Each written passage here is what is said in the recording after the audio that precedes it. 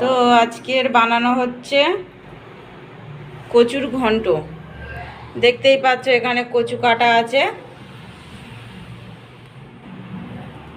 দেখতেই পাচ্ছ কচুটাকে এখানে কাটা আছে, গায়ে খোলা ছাড়িয়ে, ঠিক আছে। তারপরে এখানে ছোলা ভেজানো আছে। আর কচুর ঘন্ট করতে আমাদের যা যা লাগছে, এটা লবণ আছে, শুকনো লঙ্কা আছে, 5 ফোড়ন আছে, হলুদ, এটা হচ্ছে কি নারকেল কোড়া আছে, এখানে চন্দনী আছে, আর আছে আদা বাটা, এটা হচ্ছে কি জিরে বাটা, আর চিনি, আর লাগছে তেজপাতা। এখানে আমরা হচ্ছে কি শুকনো লঙ্কা গুঁড়োটা ব্যবহার করব না, তো আমাদের এই দিয়ে আমরা আজকের বানাবো কচুর ঘন্ট।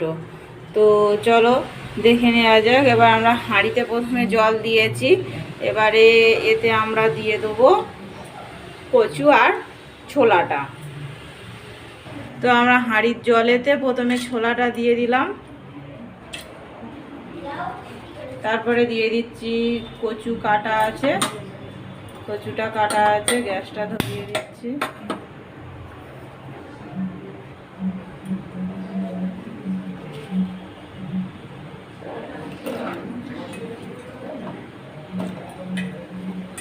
ঢাকা দিয়ে দেওয়া হলো। এবারে কচুটাকে ভালো করে সিদ্ধ করে নেওয়া হলো। দেখতে পাচ্ছ কচু নিচে ছোলা দেওয়া আছে, এটা ভালো করে সিদ্ধ করে নিতে হবে একদম। তো দেখতে পাচ্ছ আমাদের কচুটা সিদ্ধ হয়ে গিয়েছে। এবারে কড়াইতে তেল দিয়ে দেওয়া হয়েছে, কড়াইতে এবারে তেল দিয়ে দেওয়া হলো, অল্প পরিমাণে সাদা তেল, তার সঙ্গে সর্ষের তেল, দুটো মিক্সড করে দেওয়া হলো। তেলটা গরম হয়ে গিয়েছে, এবারে এতে দিয়ে দিচ্ছে শুকনো লঙ্কা, তেজপাতা, 5 ফোড়ন,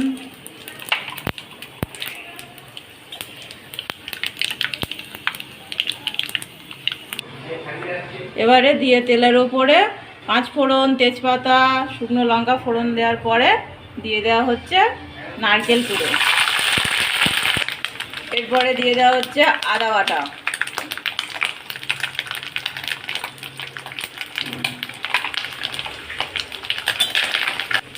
দেখতেই পাচ্ছ আমাদের আদা আর নারকেলটা একটু লাল লাল ভাবে ভেজে নেওয়া হয়েছে। এবারে এতে তুলে দেওয়া হচ্ছে ভাপানো কচু আর ছোলা।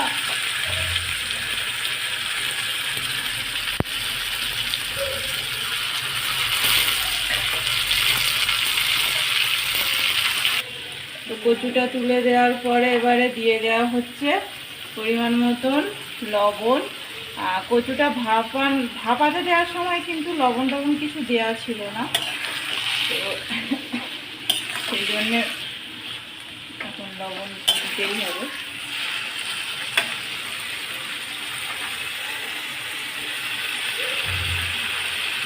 এরপর দেওয়া হচ্ছে চিনি,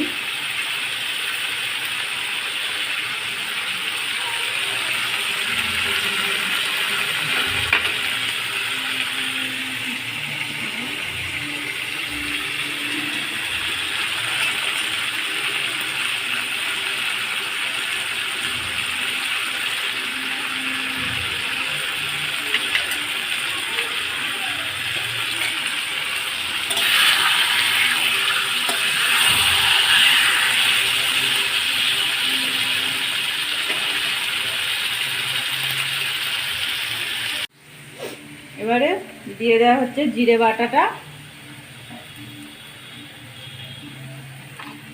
আর চন্দনী।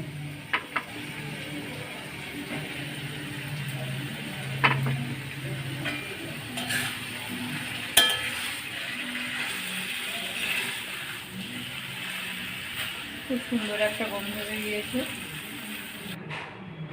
তো আমার রেডি হয়ে গিয়েছে কচুর ঘন্ট, কচুর ডাঁটা দিয়ে ঘন্ট।